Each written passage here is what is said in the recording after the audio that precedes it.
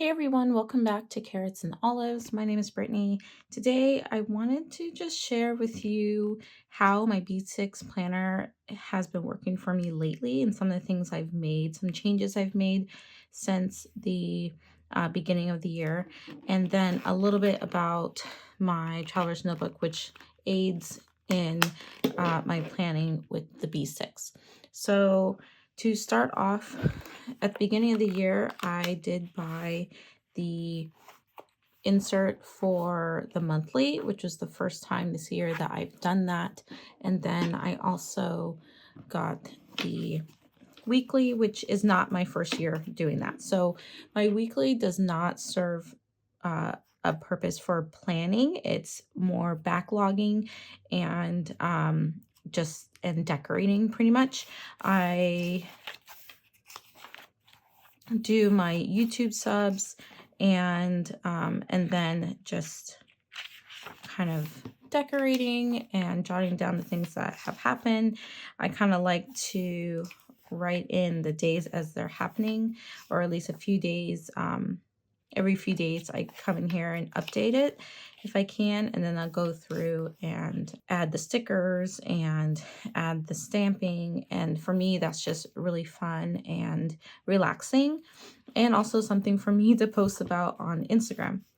And then my monthly comes into play. So initially I thought I would do a monthly that would be kind of colorful but also drawn in instead of using stickers. So I kind of started doing that, but not really liking it. And so then I started doing the whole journaling, jotting down something that happened every week or every day, and then decorating it. And then I didn't like that either.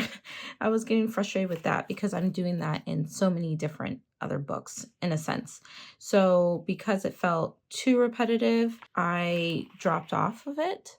And then what I've started to do is use this monthly mainly for like rough planning. So things that I need to plan in advance, and I'm not afraid to cross out if it doesn't happen, and then to kind of figure out where the updated information is going to go. So that's some of the stuff I've been doing. So I had to cross out a few things, and it's more like chicken scratch of not worried about it being perfect. And so far that has been pretty helpful. I can pre-plan in here with a pen and feel less stressed out. So this has been handy, and this is definitely something I've been enjoying, and I like how it's strictly just monthly layout for each month of the year. I do want to get this for 2024 so that I do have a place to just write down future planning and to make notes and have like everything in here. And then I can bring this with me to my my appointments and around town if need be, and have that information there. So that's how my traveler's notebook has been working for me. And then I've been using that side by side with my B6, and my B6 is the Sterling ink B6. Initially, the weeklies were looking like this, where I kind of divided the areas into different sections. This is something that I did in my Hobonichi A5, and it worked out pretty well because I was pretty good at keeping up with it in my A5. I think it was 2 years ago. So I tried this layout.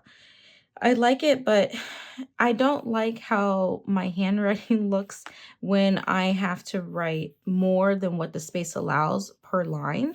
So it bothered me. I just didn't like it. And so something that I don't like, then I just won't use it. If I cannot figure out a way to make it work for me, then I won't use it.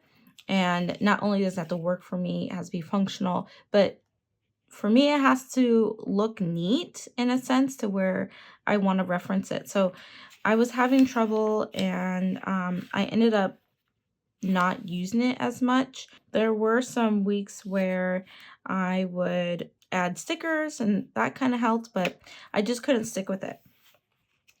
However, what I have found that does work for me is what I've been using the past month and a half, and that is to do it vertically.